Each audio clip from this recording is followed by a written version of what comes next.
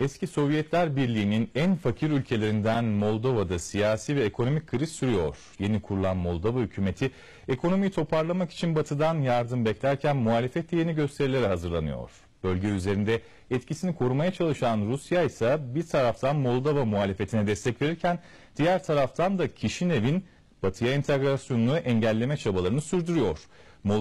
Moskova'nın Moldova'ya karşı sürekli kullandığı kozlardan birisi ise Ortodoks Türklerin yaşadığı Gagauzya ya da asıl adıyla Gagauz Yeri özerk bölgesi. Rusya Gagauz üzerinde nasıl bu kadar etkili olabiliyor? Moldova buna nasıl tepki veriyor? Türkiye'nin bu konudaki tavrı nedir? TRT muhabiri Gönül Şamil Kızı ve kameraman Bülent Nusret Turgut, Kişinev ve Gagauz yerinde bu soruların cevabını aradı.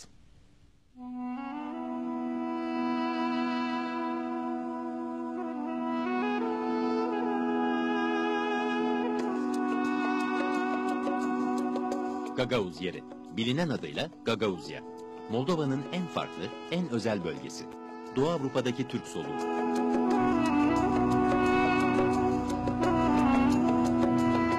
Gagauzlar 19. yüzyılın başlarında Balkanlardan Besarabya'ya göç etti. Tarih boyunca büyük acılara maruz kalan Gagauzlar bugün Moldova içerisinde özerkliğe sahipler. 1848 kilometrekarelik alana sahip Gagauz yeri özerk bölgesi, Komrat, Vulkaneşt ve Çadırlunga kentlerinden ve bunlara bağlı 23 köyden oluşuyor.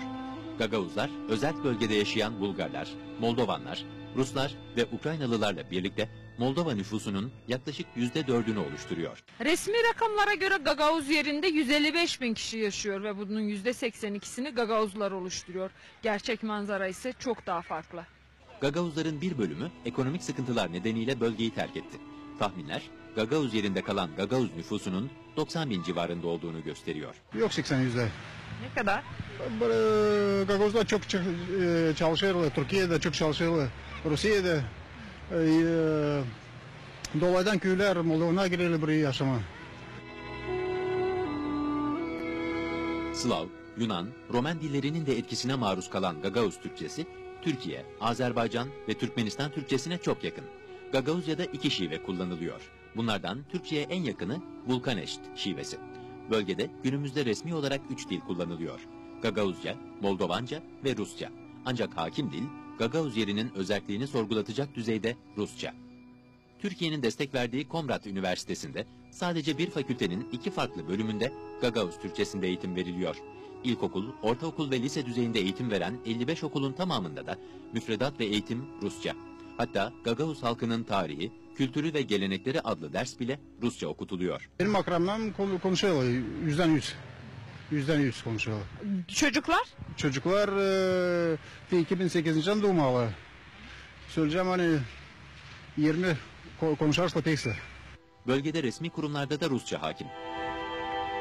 Genelde Gagauzca konuşuyoruz ama tüm dokümanlar, kanslere olarak işleri onları biz Rusça götürüyoruz. Gagauz yerindeki siyaset üzerinde Kişinev'in etkisi yok denecek kadar az. Buna karşın Moskova'nın etkisi bir hayli yüksek.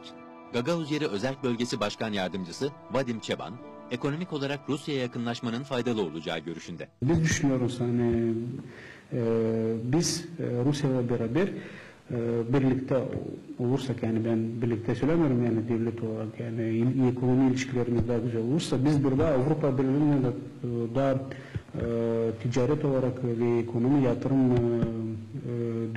bölümlerinde biz daha ileri gidebiliriz. Gagauzlar kendileri için önemli bir pazar olan Rusya'da daha çok inşaat sektöründe çalışıyor. Rusya'da çalışan yaklaşık 30 bin Gagauz'un bu ülkenin vatandaşlığına geçtiği bildiriliyor. Ancak Rusya'nın bölge üzerindeki etkisinin tek nedeni geçim derdi değil. Moldova'nın Türk bölgesi yani Gagauz yeri Rusya'nın etkisine en yoğun maruz kalan bölgelerden. Bunun nedeni ise sadece ekonomi değil. Rusya'nın propagandası da Gagauz yerinde çok güçlü. Gagauz yerindeki özel televizyon kanallarının faaliyetinin %80'i Rusya televizyonlarının programlarının yayınlanmasından ibaret. TİKA'nın da destek verdiği Ana Sözü gazetesi ise tamamen Gagauz dilinde çıkan tek gazete. Rusya propagandası öyle büyük ki Gagauzlar sayı yani yeni nesil sayan Gagauzları bu dünyada sadece Rusya kurtarmış. Ben demeyeyim Ruslar. Rus halkı da çok zarar gördü kendi rejiminden. Ama öyle bir durum var. Okullarda, kitaplarda her yerde yazıyor ki Gagavuzları Ruslar kurtardı. Ama neden kurtardı? Ne dilimiz kaldı, ne kökümüz kaldı. Gagavuzların bir de Roman korkusu var. Moldova'da bazı siyasi güçler ülkenin Romanya ile birleşmesi arzusunda. Gagavuzlar bunun gerçekleşmesi durumunda kendi kaderlerini belirlemek istiyor. Ama biz Moldova Cumhuriyeti'nin en iyi adamlarıyız, en iyi vatandaşı. Çünkü biz Moldova'yı bağımsız görüyoruz. Moldova'yı bağımsız bir devlet olarak biz istemeyiz. Hani Moldova Romanya'nın bir vilayeti olsun. Anlıyorsun? Bugün Moldova yönderleri, liderleri onlar artık kendileri Romanya içinde görüyorlar. Gagavuzya bunu istemiyor. Gagavuzya istiyor. Moldova bağımsız bir devlet olsun. Moldova'nın başkenti Kişinev'de ise Gagavuz yeri konusunda öz eleştiri var. Biz uzun yıllar Gagavuz yerine çok az ilgi gösterdik. Bunun sonucunda onlar daha çok Rusça öğreniyorlar.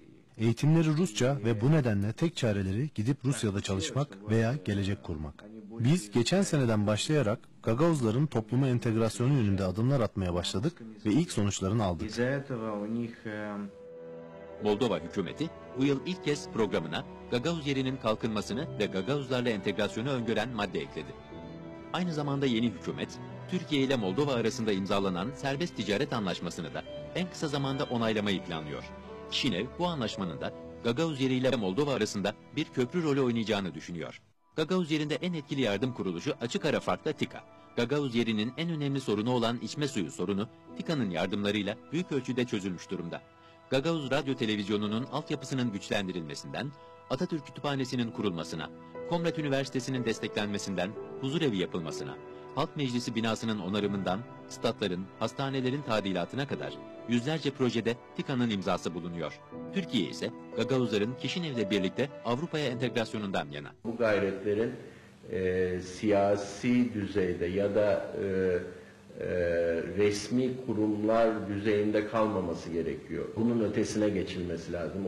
O katkının da esas yardımın da özel sektörden gelmesi lazım. Özel sektörümüzün bizim Gagavuzya'ya daha çok yatırım yapması arzu edilir. O zaman Gagavuzlarda da özellikle Gagavuz gençlerinde de eğer geleceklerini Gagavuzya'da görürlerse orada iş imkanı ve Türkçe kendi dillerinde konuşulabilen iş sahalarının açıldığını gördükleri zaman kendi kültürlerine inanıyorum ki daha fazla sahip çıkacaklardır.